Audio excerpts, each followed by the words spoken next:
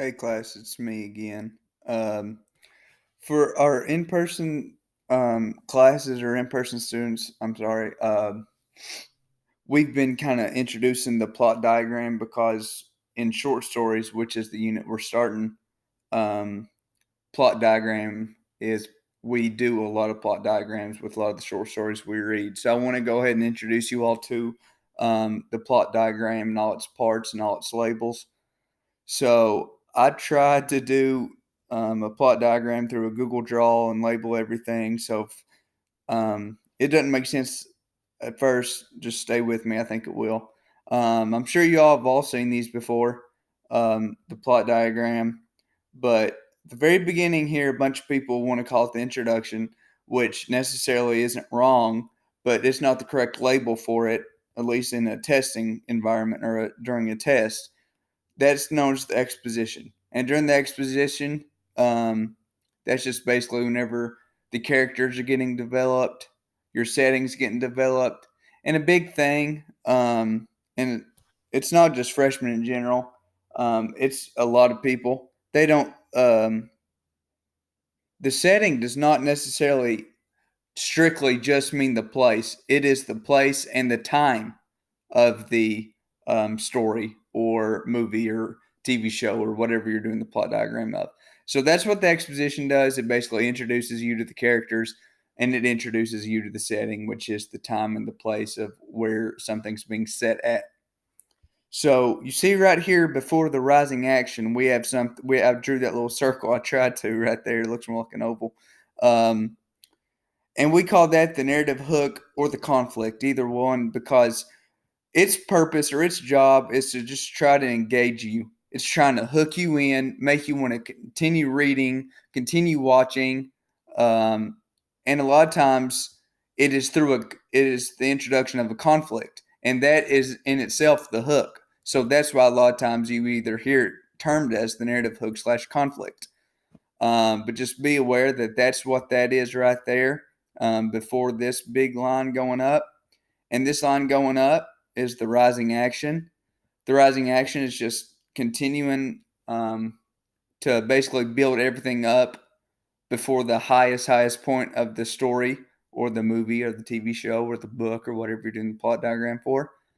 And the rising action rises, and then it leads to the highest point or the turning point of the story or book or novel, yada, yada, yada, um, which is called the conflict. You know, that's your big fight, you know, the turn in the story. Um, the character completely goes behind someone's back, you know, whatever that highest point of the story is, that's your conflict right there. So we can't end a story at the conflict unless you want to have, you know, what's the word I'm thinking of? Sorry, I'm going blank. Unless you want to have second uh, a second version of it. If it's like a series or something, if it's the first episode, you might leave things at the conflict. But if it's a short story or a novel or something, um, you can't really leave that highest point. So you got to close it out somehow. So your falling action, that is kind of they're just setting their way up to for the ending for the ending of the story or book or whatever you're watching or reading or whatever it is.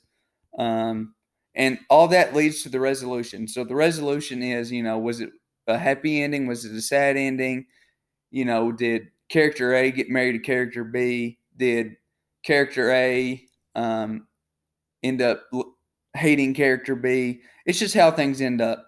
And an easy way for me to always remember resolution instead of ending, because a bunch of people want to call it the ending, but we want to go ahead and get familiar with calling it the resolution, is how are things resolved?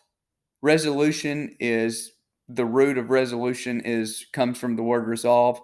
So that's an easy way for y'all to remember that. How are things resolved? That's the ending, the resolution. So going back, we have the exposition. You know, we're just getting character settings developed, narrative hook slash conflict. What are you going to do to engage your viewer, your reader? What are you going to do to hook them in?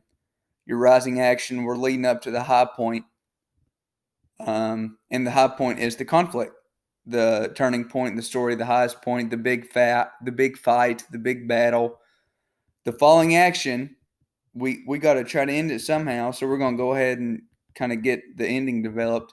And the resolution is how everything is completely ended. You know, how does, like I said, how everything plays out, how everything's resolved. So, this isn't, trust me, this isn't all we're going to be doing with the plot diagram. We're going to be doing a lot with it. I just wanted to introduce you all to it, especially you virtual learners who haven't, gotten the chance to kind of see me draw it up on the board and explain these parts to you. So just wanted to make a video for you all. As with everything, if you have any question about this or something doesn't make sense, please, please, please email me. My email is kellen.jones@pulaski.kyschools.us. Like I said, hope this makes sense.